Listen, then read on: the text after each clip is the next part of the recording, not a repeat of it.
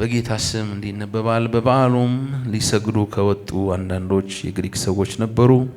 እነርሱም ከገሊላ ቤተሳይዳ ወደሚሆን ወደ ፊልጶስ መጥተው ጌታ ሆይ ኢየሱስን ልናይ እንወዳለን ብለው ለመኑት።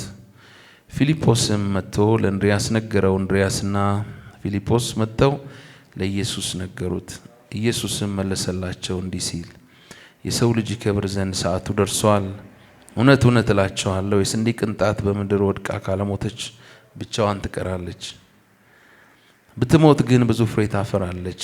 ነፍሱን የሚወድ ያጠፋታል፣ ነፍሱን በዚህ ዓለም የሚጠላ ለዘላለም ሕይወት ይጠብቃታል። የሚያገለግለኝ ቢኖር ይከተለኝ፣ እኔም ባለሁበት አገልጋዬ ደግሞ በዚያ ይሆናል። የሚያገለግለኝም ቢኖር አብ ያከብረዋል። አሜን። እስቲ ለጌታ ክብር ሰጥተን እንቀመጥ። ሃሌሉያ። እግዚአብሔር አምላክ የተባረከ ይሁን። ዛሬ የምናገርበት ሐሳብ ሕይወትን በማጣት ሕይወትን የማግኘት ጥሪ በሚል ነው። አሜን። ሕይወትን በማጣት ሕይወትን የማግኘት ጥሪ በሉ እስቲ ከኔ በኋላ ሕይወትን በማጣት ሕይወትን የማግኘት ጥሪ። ክብር ለኢየሱስ ይሁን። እንግዲህ ዮሐንስ የጌታ ተወዳጅ ደቀ መዝሙር በጣም የክርስቶስ በጣም ለጌታ ቅርብ ከነበሩ ደቀ መዛሙርቶች ውስጥ ከ12ቱ ሶስቱ ከሶስቱ ደግሞ አንደኛው ዮሐንስ ይወደው የነበረ ይላል ስለ ራሱ ሲናገር ዮሐንስ ምዕራፍ 13 ቁጥር 23 ላይ በወንጌሉ እንደጻፈልን ይሄ ክፍል ጌታ ኢየሱስ ወደ መስቀል ሄድ አንድ ሳምንት የቀረበት ወይም የመጨረሻ ሳምንት የደረሰበት ጊዜ ነው። ቁጥር 1 ላይ ስታነቡ ከፋሲካ በፊት በስድስተኛው ቀን ይላል። ስለዚህ ኦልሞስት ሳምንት አካባቢ ነው የቀረው ማለት ነው።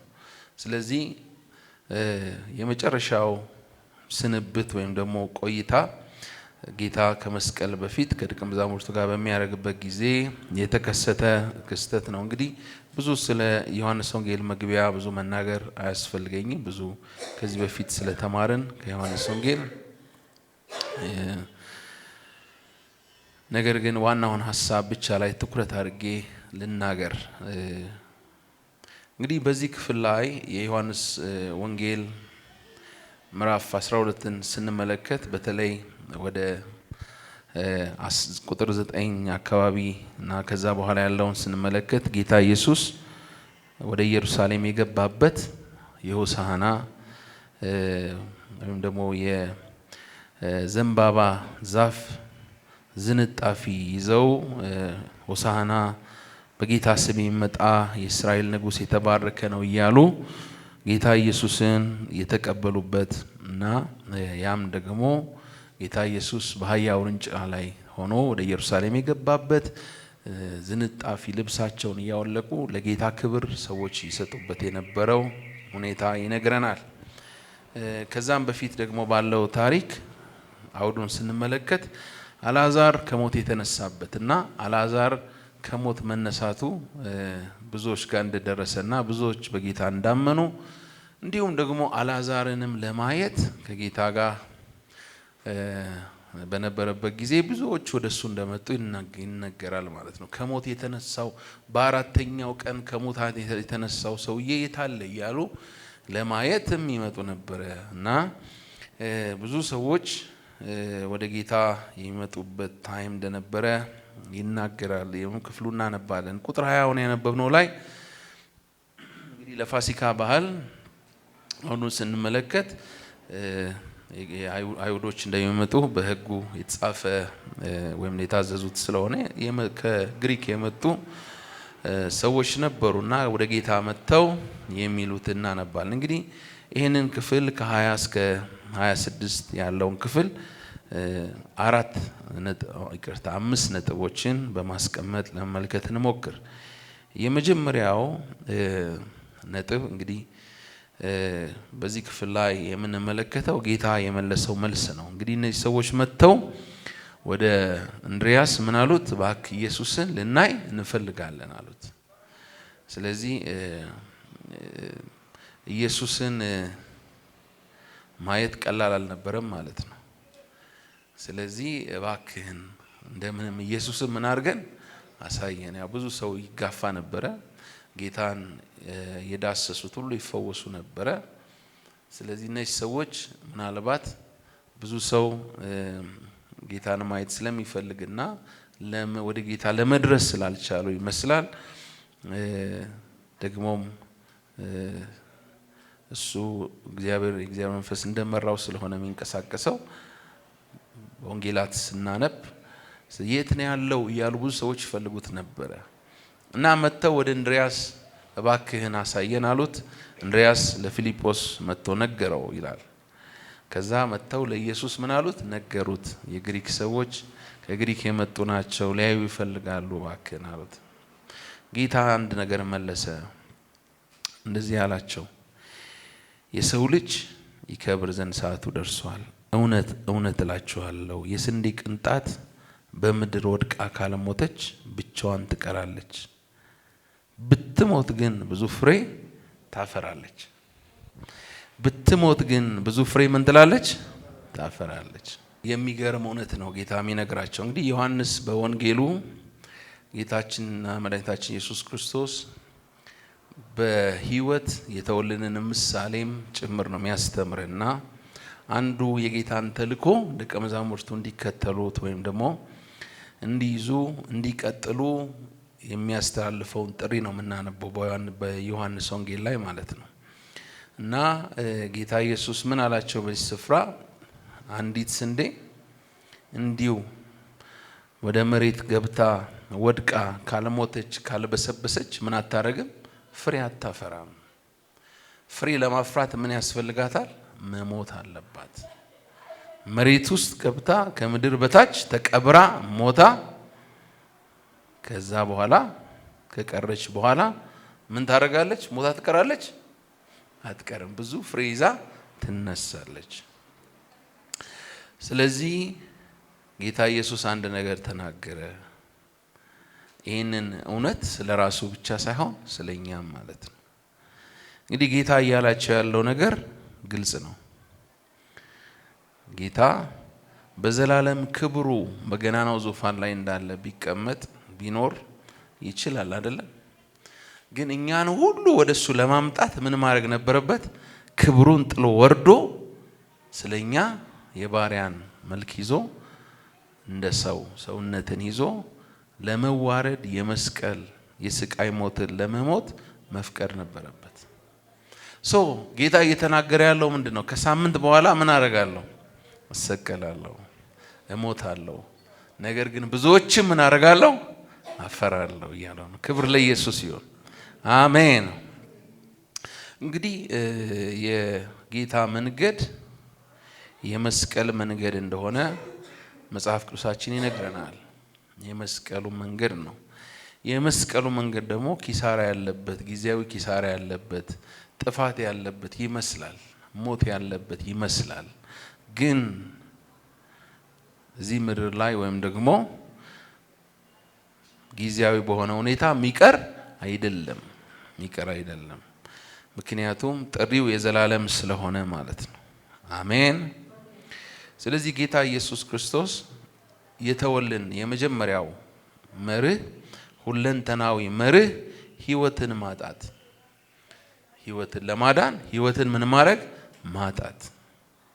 ህይወትን ለማግኘት በሉስቲ ህይወትን ማጣት፣ ነፍስን ለማዳን ነፍስን ማጣት።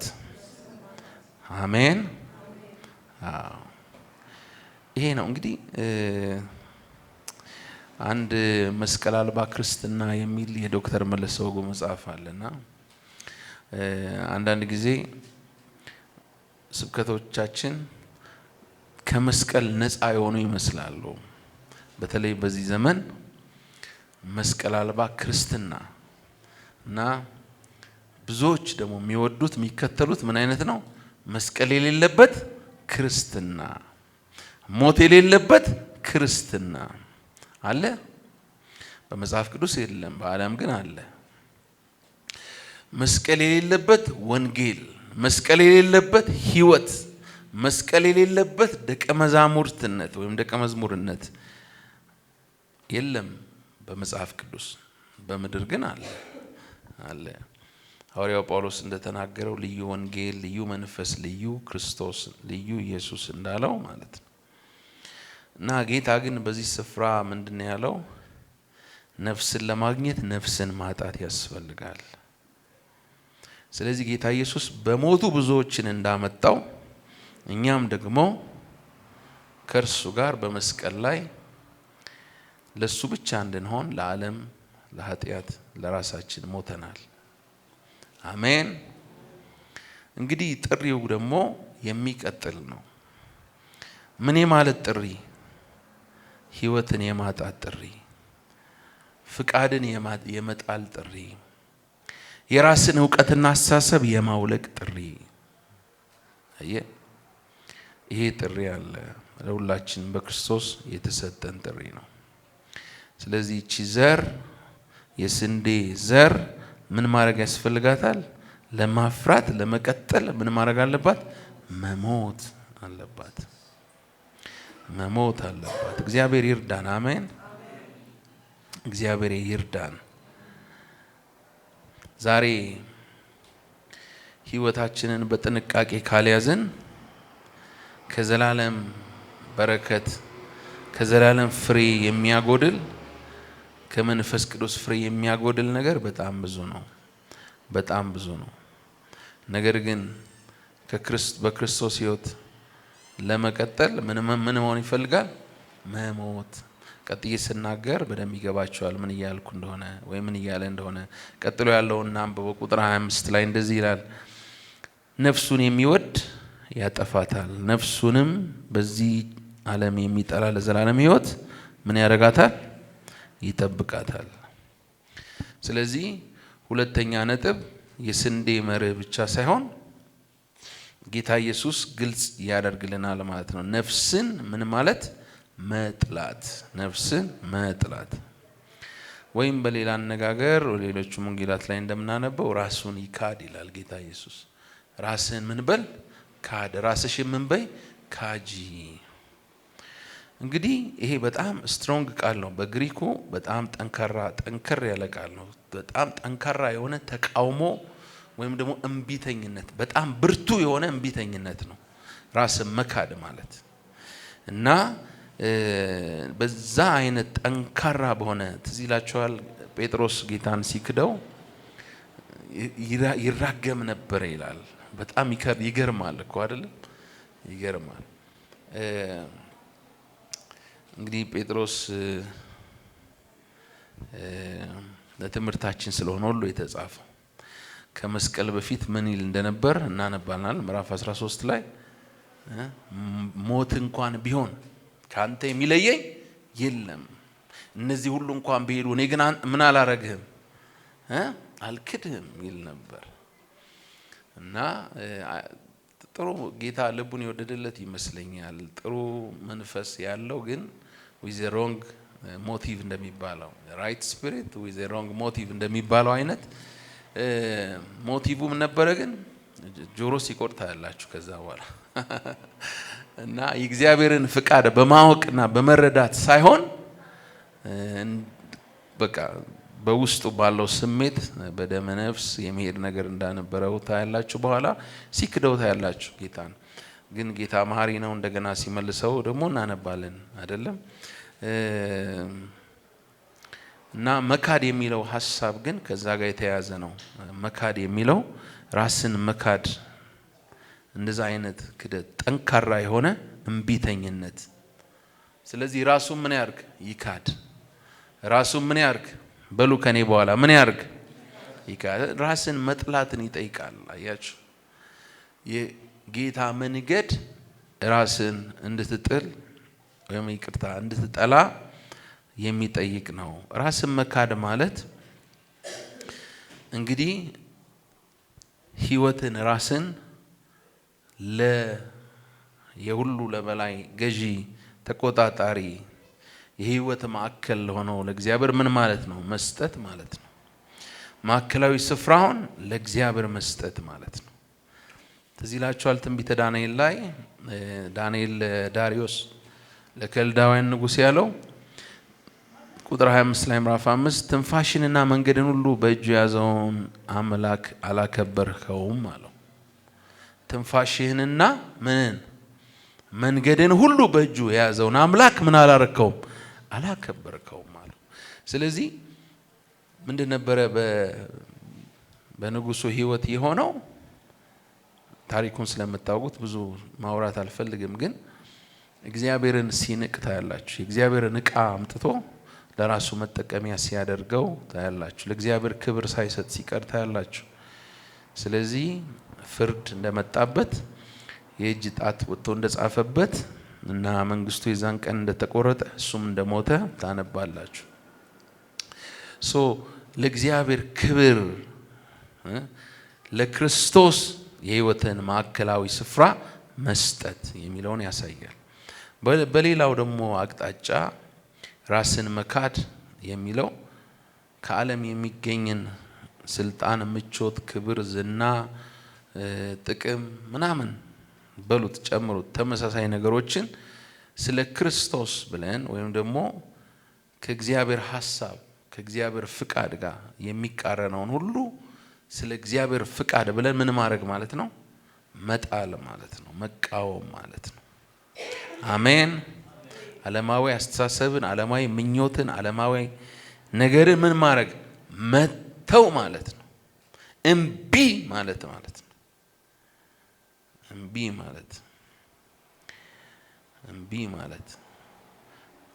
እምቢ ማለት ሰው ራስን መካድ ውስጣዊ ነው።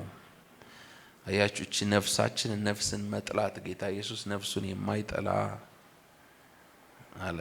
ነፍሱን የሚወድ ምን ያረጋታል? ያጠፋታል። ለነፍሴ ብለን የምናረገው ነገር አንዳንዴም ብቻ ሳይሆን ከእግዚአብሔር ፍቃድ ውጪ ብለን የምናረገው ነገር ምን ያረገናል? ያጠፋናል። እና አንድ ወንድም በጣም ጌታን ያገለግል የነበረ ወንድም፣ ለብዙዎች ምሳሌ የነበረ ወንድም አንድ ወቅት ምን አለኝ?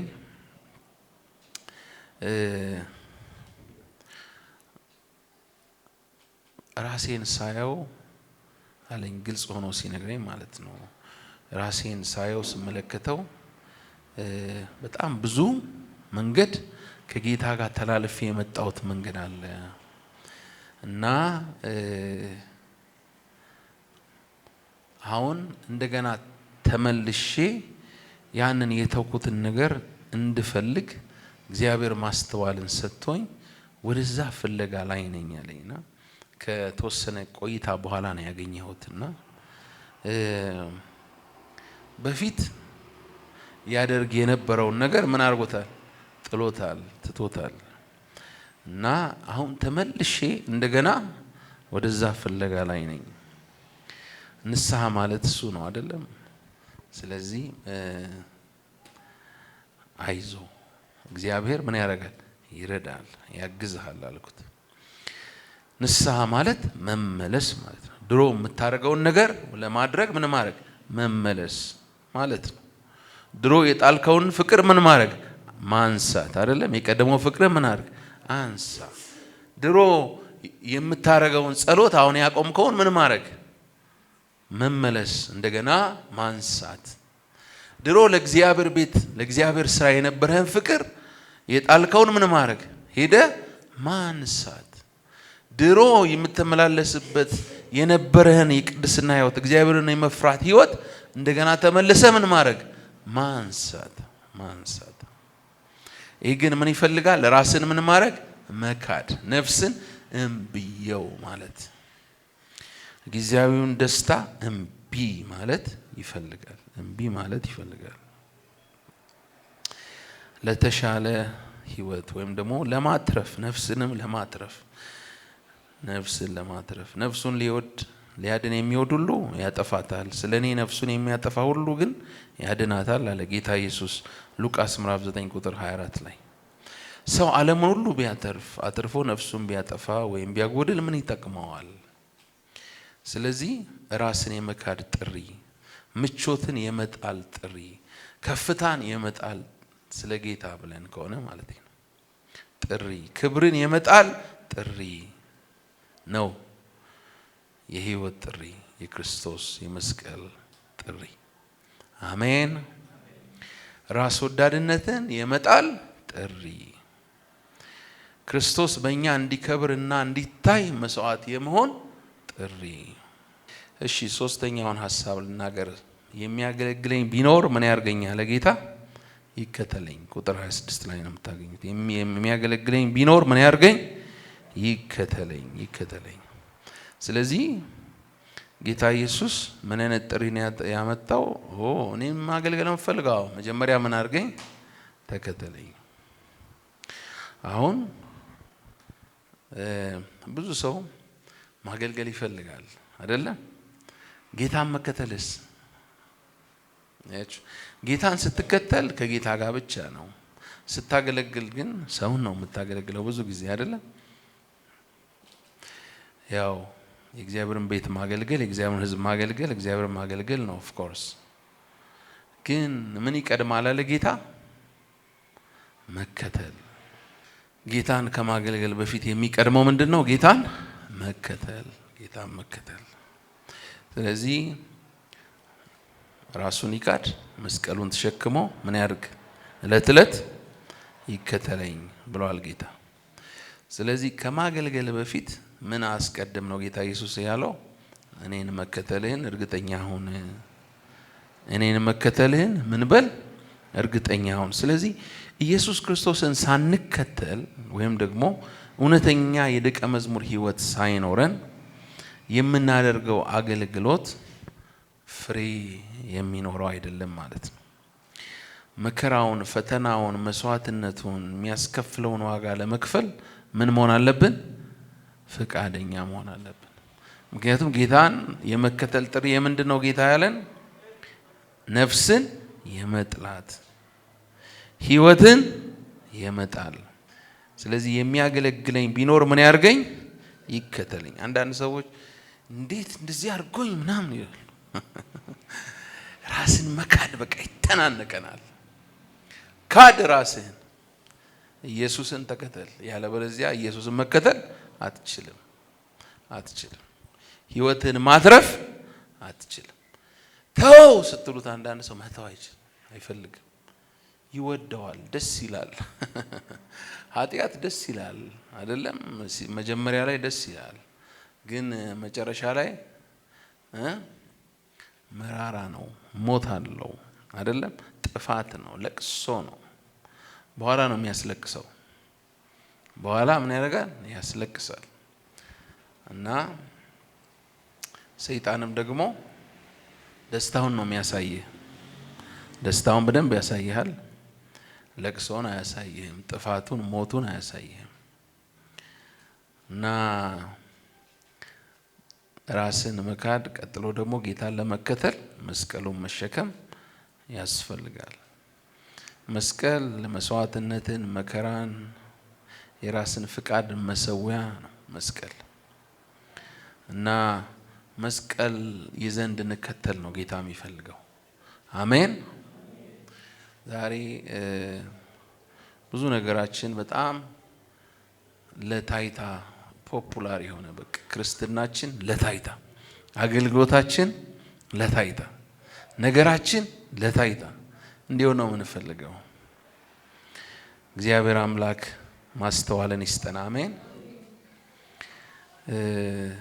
እግዚአብሔር የሚያየው ይበልጣል፣ ይሻላል። አሜን። ስለዚህ የመስቀሉን መንገድ ጌታን መከተልን እርግጠኛ ሁን፣ እኔን ከማገልገል በፊት ይላል ጌታ። በመጨረሻ እንዳታፍር፣ በመጨረሻ እንዳትከስር። እግዚአብሔር ይርዳን። አሜን። ጌታ ኢየሱስ ዮሐንስ ወንጌል ምዕራፍ 8 ቁጥር 29 ላይ ምላለ የላከኝም ከኔ ጋር ነው፣ እኔ ደስ የሚያሰኘውን ዘወትር አደርጋለሁና አብ ብቻዬን አይተወኝም። ይሰማል። እኔ ደስ የሚያሰኘውን ዘወትር ምን እላለሁ? አደርጋለሁ። ስለዚህ መሽን ሲነጋም ቀንም ማንኛውም ሰዓት የራሴን ሳይሆን የአባቴን ፍቃድ፣ የእሱን ደስታ አደርጋለሁ። ስለዚህ ብቻዬን አይተወኝም። አሜን። የእሱን ፍቃድ ሁልቀን በየቀኑ ሁል ጊዜ የእሱን ፍቃድ ብቻ እያደረግን የራሳችንን እየሰዋን እሱን እያስደሰትን እያከበርን ነው ልንኖር ጌታ ይርዳን። አሜን። ለኢየሱስ ነው። አራተኛው ነገር ቁጥር 26 ላይ የሚያገለግል ቢኖር ይከተለኝ፣ እኔ ባለሁበት አገልጋይ ደግሞ በዚያ ይሆናል። እስቲ አገልጋይ ደግሞ በዚያ ይሆናል። አሜን። ጌታ የዘላለም አምላክ ነው። አሜን። ጌታ ኢየሱስ ዮሐንስ ወንጌል ምዕራፍ 28 ላይ እስከ ዓለም ፍጻሜ ሁል ጊዜ በማጋን ያለ። ስለዚህ ለዘላለም ሕይወት ራስን ነፍስን መቆየት የጌታን ተስፋ ቃሎች እና ምንድነው የተስፋው ቃል? የዘላለም ሕይወት ነውኛ። አሜን። ጌታ የምንከተለው ለምንድን ነው? ለዘላለም ሕይወት። ለዘላለም ሕይወት ከእጄ ማንም አይነጥቃቸውም ብሎ ጌታ ተስፋ ቃል የሰጠን የዘላለም ሕይወት መኖሪያን አዘጋጅላችሁ ዘንድ ስፍራን አዘጋጅላችሁ ዘንድ ይሄዳለሁ፣ እጄም ስፍራን ባዘጋጀሁላችሁ እኔ ባለሁበት እናንተ ደግሞ እንድትሆኑ ሁለተኛ እመጣለሁ፣ ወደ እኔ እወስዳችኋለሁ። ዮሐንስ ወንጌል ምዕራፍ 14:3 ላይ። ስለዚህ ከእሱ ጋር መሆን። አሜን። ለዘላለም ከእሱ ጋር መሆን፣ ንጉሱ ባለበት መሆን። ይሄ ነው ትልቁ የሕይወት ግብ ወገኖች። የተስፋው ቃል ይሄ ነው። አገልጋይ ባለሁበት በዚያ ይሆናል። ሃሌሉያ! ኢየሱስ ክርስቶስ ጌታ። አሜን። ከዚህ ጋር የሚወዳደር ደስታ፣ ክብርን፣ ምድራዊ ነገር የለም። ለዚህ ነው ጌታ ኢየሱስ ሰው ዓለሙን ሁሉ ቢያተርፍ ነፍሱን ቢያጎድል ምን ይጠቅማል? እየሰማችሁ ነው ወይ?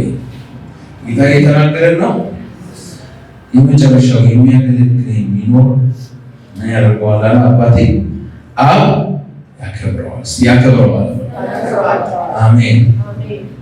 ስለዚህ ከመጀመሪያው ምን ያልነው? ሕይወትን ለማግኘት ሕይወትን ማጣት።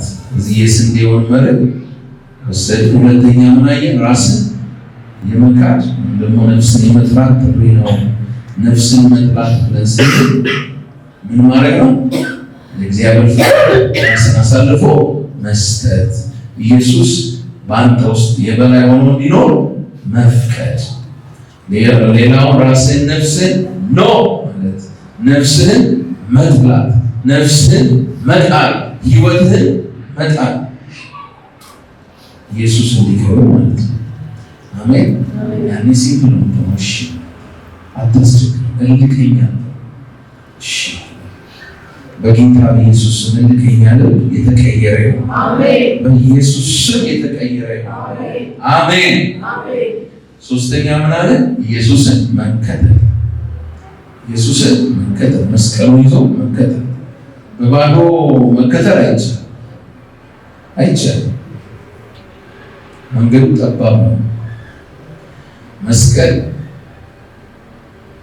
ተሸክሞ እየሞት ፍቃድን እየሰዋ እዛ መንገድ ላይ የሚሄድ እንጂ እንደፈለግን ምንሮጥበት ያምን የጸለይክ የጾምክ ይህንን ጉድፍ ይህንን ለብስ ከሌላ አጥፋ እያልክ እየተለወጥክ ከክብር ወደ ክብር የምትሄድበት። አሜን። መልእክቴን ሳጠቃልል የመዳን መንገድ በስራ እናገኘው። ኢየሱስ ሕይወትን መስቀል ላይ አስገኝቶልናል። አሜን። እዛ ጋር ብቻ የሚያበቃ አለ። ነገር ግን ጌታ እንድንከተለው ጠርቶናል፣ እንድናገለግለው ጠርቶናል። ለዚህ ደግሞ ሕይወትን መጥላት፣ ነፍስን መጥላት አይሆንም። ካልጠላህ አይሆንም። ራስ ወዳድ ነው ሰው በተፈጠረ። ስለዚህ ራስን መጥላት ይችላል። ራስን የመካድ ህይወት ይብዛልን። አሜን። ያኔ ብዙ ፍሬ እናፈራለን። ፍሬያማ እንሆናለን። እግዚአብሔር በእኛ ይከብራል። ሁለተኛ ቆሮንቶስ ምዕራፍ 5 ቁጥር 15 ላይ በሕይወት ያሉት ስለ እነርሱ ለሞተውና ለተነሳው እንጂ ወደፊት ለራሳቸው እንዳይኖሩ ስለ ሁሉ ሞተ። ለማን እንዳይኖሩ? ወደፊት ለእርሱ እንጂ ለራሳቸው እንዳይኖሩ። ስለዚህ የራሳችን ህይወት የለንም። አሜን። ለሞተልን እንድንኖር ተጠርተናል። እግዚአብሔር ይርዳን። ህይወትን የምናገኘው ህይወትን ለማለት ራስን መካድ፣ ህይወትን መጥላት፣ ነፍስን መጥላት ከኢየሱስ በላይ አለመውደድ ራስ። አሜን። ኢየሱስን የምንወደው ከሆነ ያን ህይወትን አግኝተናል። አሜን። ያን እኛ ብርቶች ነን። አሜን። ለምን? እግዚአብሔር ከኛ ጋር ነው። አሜን። እግዚአብሔር አብሮን ነው ያለው። ይህ ብርቱ ጌታ ከኛ ጋር ነው። አሜን።